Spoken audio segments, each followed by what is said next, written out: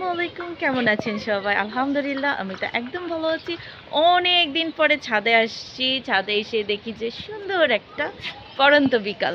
তার উপরে সূর্যটা অবশ্য ডুবে গেছে, এখন নাই, কিন্তু লাল হয়ে আছে আকাশটা। কিন্তু ছাদে এসে যেই অবস্থা, সেটা হচ্ছে গাছগুলো আমার মরা মরা অবস্থা।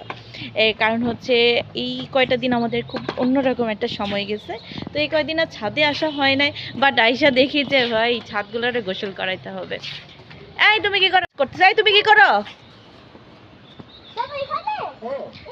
তার আমার সাথে কথা বলারও মানে কোনো ইয়া নাই। এই রে গাছ শেষ বাবা। এই দেখি তোমাকে, একটু দেখি তুমি কি করো। এই দেখি তোমার চেহারাখানা একটু দেখি। ধরো এটাকে, ধরো এটাকে, ধরো। শেষ, আমার গাছ সব শেষ। আল্লাহ, গাছ উপর দিকে দেয় না তো বাবা, নিচ থেকে দিতে হবে। তুমি নিজেই তো ভিজে যাচ্ছ রুবাইনা।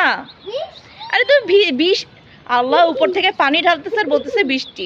ধরো এটাকে, ধরো দেখি। না দেখি, আমি দেখি তোমাকে ধরে, আমি দাঁড়াও দাঁড়াও তুমি। আল্লাহ কি করতেছে ও। আর এই যে আমার সেই লেবু গাছ, সেটা দেখে আমি খুব মন খারাপ করছি। আবার মাশাআল্লাহ এখানেও একটু ফুল আসছে, কিন্তু কিন্তু ওটা কথা, গাছের অবস্থা খারাপ। আর এই যে এই যে কি করেন আপনি? কুমড়া গাছে ফুল আসতেছে, দেখো। ওয়াও, এই যে ফুলের আমার একদম খাঁটি কৃষক জামাই। মানে নাম আমার কামতা আর কি, ব্যাপারটা এরকম। তাই? হ্যাঁ বাবা এইভাবে দেয় না বাবা। করতে পারে।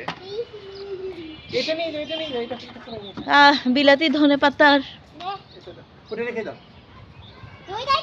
কিন্তু আমার এই অরবরই গাছটা মানে পোকায় কেন জানি খুব আক্রান্ত হয়। তারে আমি যতই মেডিসিন দিই, কোনো কাজ দেয় না। আপনাদের যদি কোনো কিছু জানা থাকে এটাকে আমি কি করতে পারি প্লিজ জানাবেন। অরবরই এটা পচে গেছে, খাওয়া যাবে না। আবার কে জানো, আবার এটা মানে কোনো একটা প্রাণী জাতীয় কেউ, মানে কেউ এটা টেস্ট করছে, বাট বড় হয়েছিল কিন্তু। হ্যাঁ, মধ্যে কথা এটা হচ্ছে শরীফা গাছ, কিন্তু সে মাশাল্লাহ এই সময় আসলে তাকে দেখে মনে হয় মরে মরে যাচ্ছে, কিন্তু ইনশাল্লাহ ফাল্গুন আসলে সাথে সাথে নতুন পাতা চলে আসবে।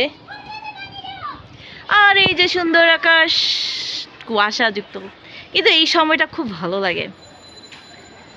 দুঃখের কথা কি বলবো, দেখেন আগে কত দূর দেখতে পারতাম, গাছও দেখা যায়, নতুন বিল্ডিংও দেখা যায়। মানে ঢাকাবাসী সব ছাদ বাগানই হয়ে গেছে। যেই দিকে তাকাবেন শুধু দেখবেন যে ছাদের উপরে গাছ দেখা যায়। এই তুমি এখানে আবার টায়ার কবে পাচ্ছ? আল্লাহ, আমি এখন দেখলাম যে আমার জামা এখানে টায়ার পাচ্ছে। কি হবে আমার?